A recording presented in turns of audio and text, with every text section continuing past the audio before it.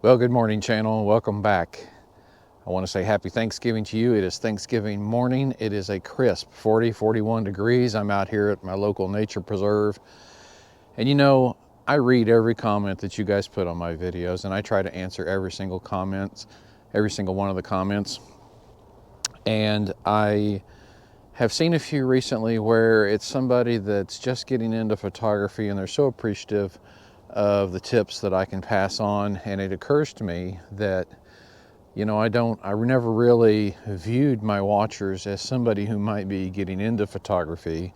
So what I'd like to do today is just start with some basics, give you some basics of photography. Maybe it'll help you if you're just getting into it. It's a wonderful hobby, and I love it, and I know you are going to love it too. So I thought I'd pass on just some basics. Now, I want you to understand, this is free advice. Everybody knows how we feel about free advice. Also want you to understand that I have never in my life taken a single photography class. My formal training is in accounting. I'm a Texas CPA and a CFO of a local company here. But I have had a passion for photography for 40 years, and I have taught myself these things from people who are professionals and are very good teachers. So in 40 plus years of doing this, I've picked up a thing or two. But you're welcome to take this, use it. If it helps you, that's great. If you're well beyond this stuff, thank you for watching anyway, and just enjoy the video and the scenery out here this morning.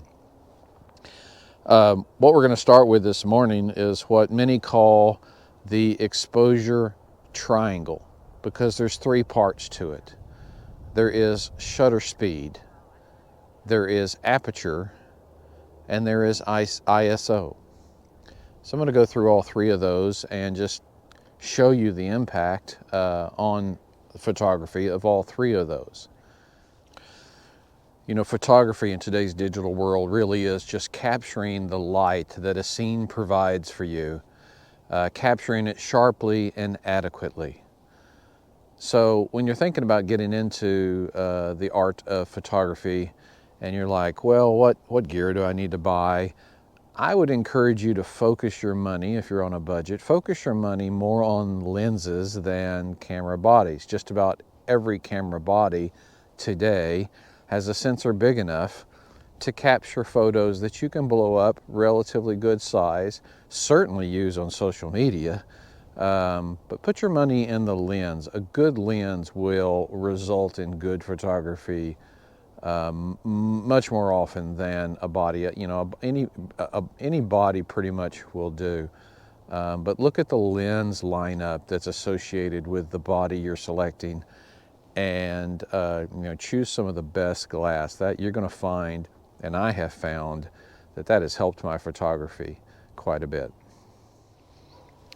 And I also want you to know that my videos are not sponsored by anybody because YouTube is not my source of income. As I've said before, I am an accountant. But if you are looking for photography equipment, a great place to go search for it is KEH.com. KEH is a company that buys used camera gear and has a wonderful rating system on that gear. When they get in, they have professionals look at it and go over it with a fine-tooth comb, and they'll rate it from excellent new down to bargain, okay, and priced accordingly. So if you're trying to get into the hobby or into the profession and you're just starting out and you're on a budget, I encourage you to go check out KEH, because they've got some great equipment for sale at reasonable prices. And you know what you're going to get. I've never had any issue with anything I've bought from KEH.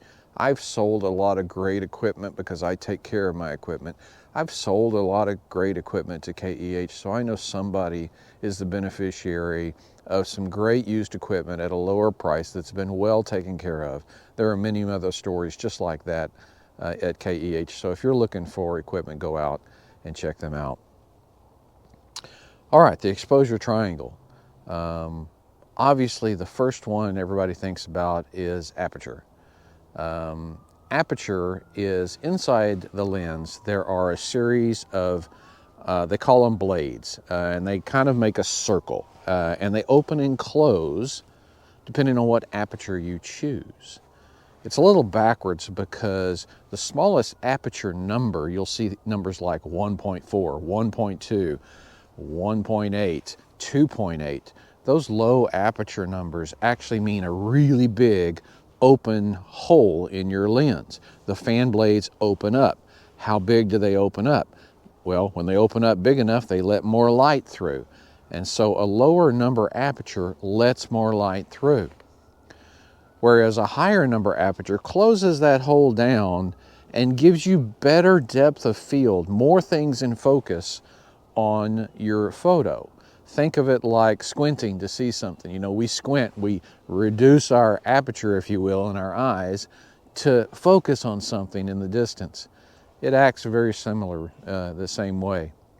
So let's get on the camera and I'll show you the effect of aperture and what it does to the scene behind me.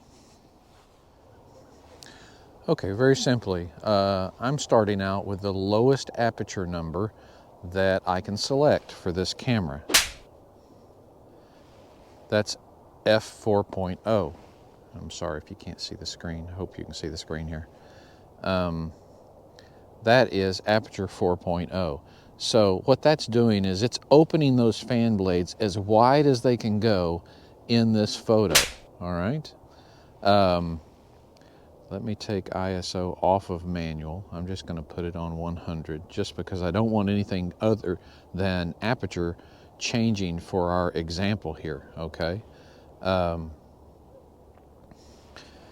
I'm going to take one shot here at f4.0 of our scene. And then watch what happens when I increase that ISO. You'll see the back of my screen getting darker because what that's doing is it's closing down those fan blades and allowing less light to hit your sensor. So now let's take this shot. Okay, that was at f11. Every other setting is the same. So I'll throw these up side by side in comparison so you can see the difference that aperture makes. And like I said, it's simply just the fan blades opening and closing, allowing more light in. So that's one way you control how much light hits your sensor, how much light you're capturing from the scene.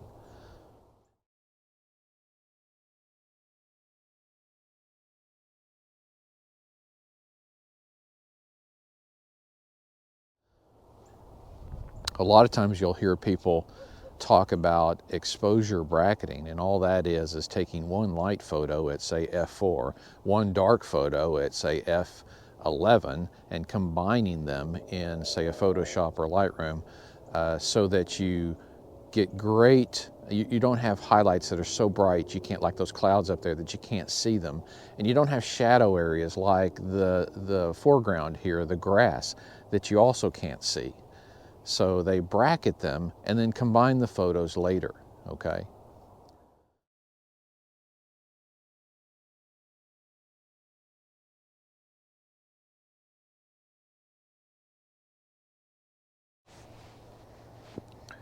Okay, the next element of the exposure triangle is shutter speed. And shutter speed on today's cameras is amazing. It can go from super slow if you want to take a long exposure, like 30 seconds. Want to take a long exposure of a waterfall so that the water is smooth and creamy looking, all the way up to, good Lord, thousandths of a second. I took a photo one time of a hummingbird and I had to set that shutter speed at 1/4000th of a second to slow and capture the wings of that hummingbird in flight. I'll throw that picture up right now.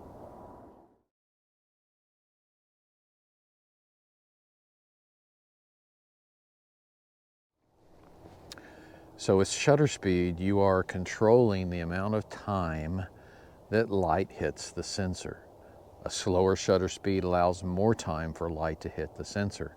Now, if you're not on a tripod and you set a really low shutter speed, you run the risk of moving your camera and then your images will be blurry. But if you're on a tripod, you don't have to worry about that. You can set them for as long as you want for things like the waterfall pictures I was talking about. But if you need to stop something in motion, like a bird in flight or an animal running, you set a faster shutter speed so that only a very blink of an eye piece of the scene is hitting the sensor. And therefore you can stop the motion of whatever it is you're looking at. So let's do a couple of examples here showing you the difference in what shutter speed does for the amount of light or exposure that's hitting your sensor. I have set the camera to f8 here for aperture. We're just going to leave that, and ISO 100, we're going to leave that so that the only variable is shutter speed. All right, so we're going to stop and take a shutter speed, and you can see on the back of the camera as I slow this shutter speed down, the scene gets brighter because the shutter is going to be open for a longer amount of time. So let's take this shot, focus. Okay, let's touch the back of the screen and slow and speed up this shutter, and you'll see as we speed up this shutter to, let's call it 1/5000th of a second, how it darkens the scene because there's less time that light has to travel through and hit your sensor.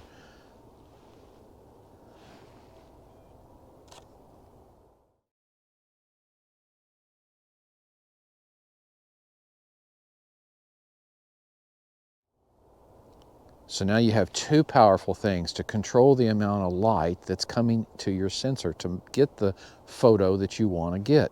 You can control it by opening up your aperture blades or closing them, or slowing down your shutter speed or speeding them up. The next and the last element of the exposure triangle is what's called ISO.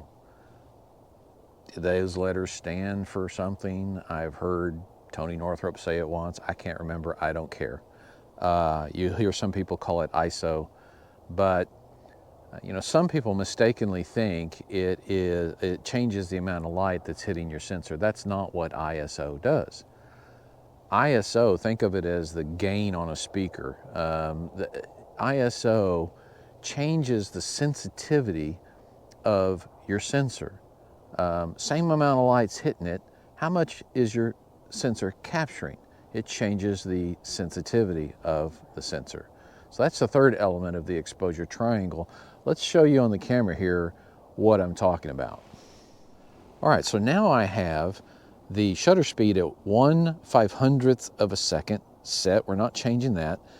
I have the aperture, the fan blades inside the lens, set at f8. We're not going to change that. What we're going to change is ISO over here, and right now I'm going to leave it on 100 and take that shot. So 100 for this camera is the base ISO. Some camera brands will go lower than 100. This Canon camera goes as low as 100 ISO, all right? So we're going to take that photo, and what that's doing, when I say it's the lowest setting of ISO, it is the lowest sensitivity on this camera. So we're going to take that picture. All right, but watch what happens when I increase the ISO, and it has a significant impact changing the sensitivity of your sensor. Well, now what did I do? Hang on. There we go. All right. I'm going to crank that sensitivity up, and you can see on the back of the camera how quickly the scene just lights up as the camera sensor gets more sensitive to light. So here we go at ISO 800, and you take the shot.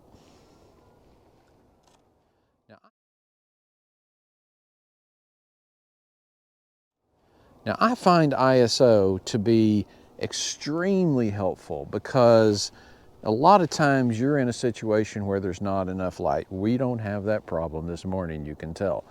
But a lot of times, whether you're shooting indoors or you're shooting at night or blue hour or golden hour, you know, you don't have enough light, and the easiest, most effective way to let more light or show up in your photo is to change that ISO. Now here's the risk. When you get up to extremely high ISO settings, your sensor becomes so sensitive it introduces what they call noise to your camera, and that's the spotty, grainy look in your photos.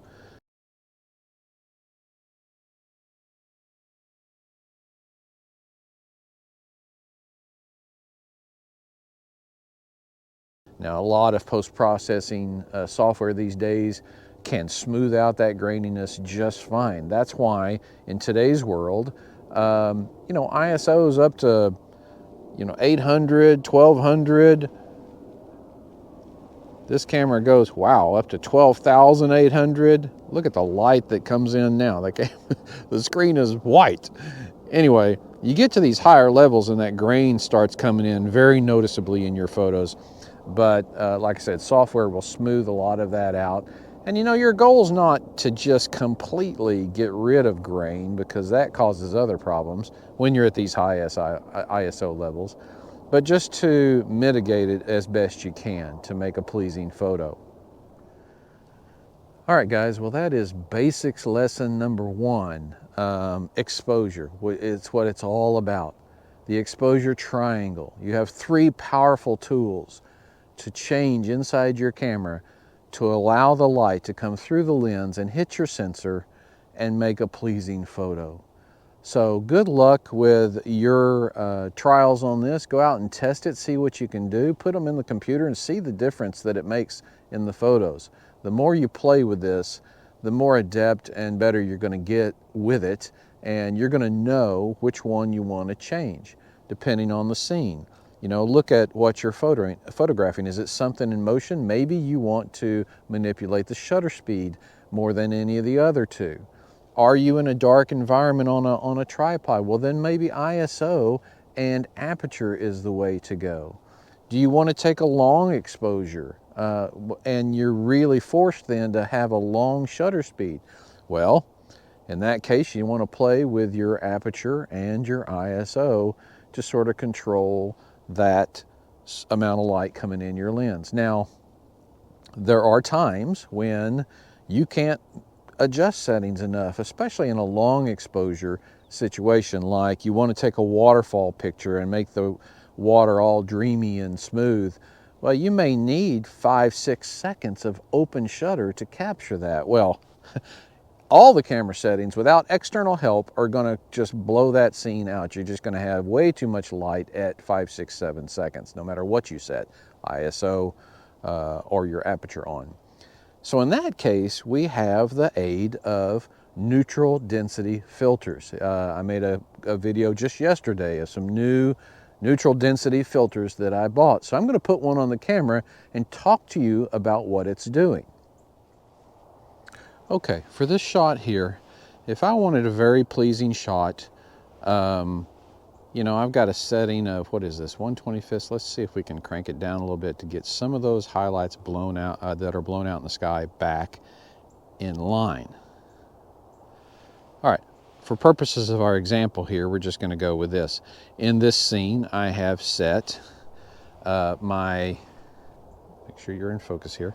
I have set my shutter speed at 1/250th of a second. My aperture is set at f8 and my ISO at the base 100. Now, so that would be what I would consider, I can see the results on the back of the screen, a really pleasing shot. But let's just say this was a waterfall and you wanted to take a long exposure. So what you're going to do is you're going to crank up that exposure setting to several seconds. Here we go, past 1 second, 2 seconds. Look at that, 4 seconds. Let's get to 4 seconds.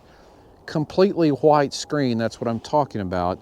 The camera can't possibly compensate for a 4-second exposure in a light situation like this. So, enter the neutral density filters.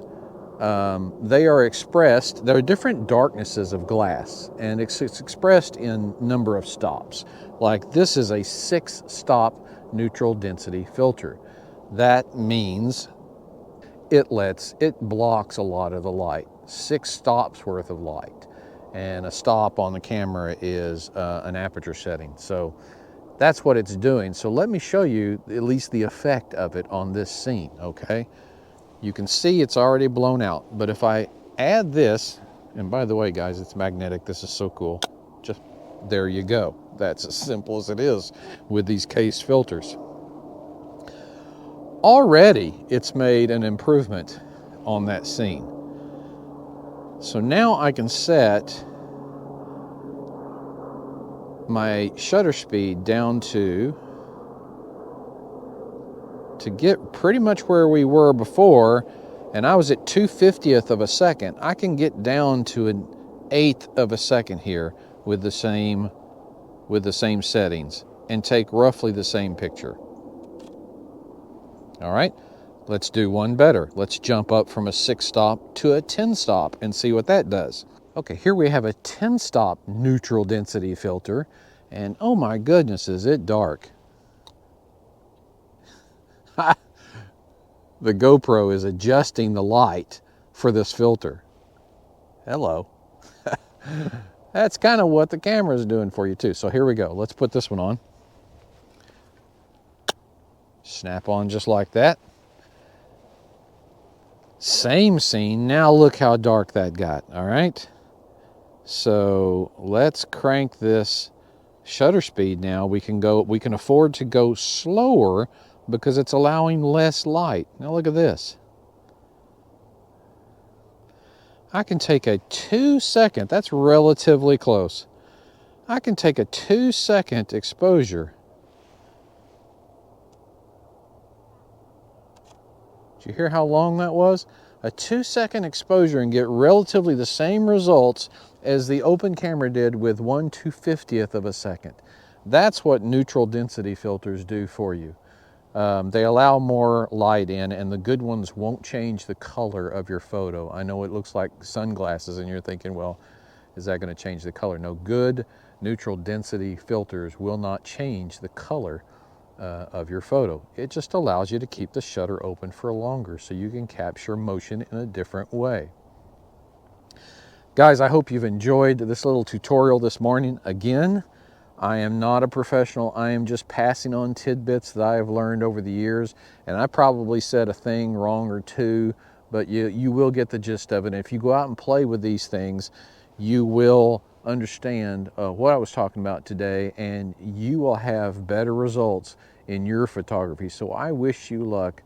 Again, happy Thanksgiving, channel, and I will talk to you again soon.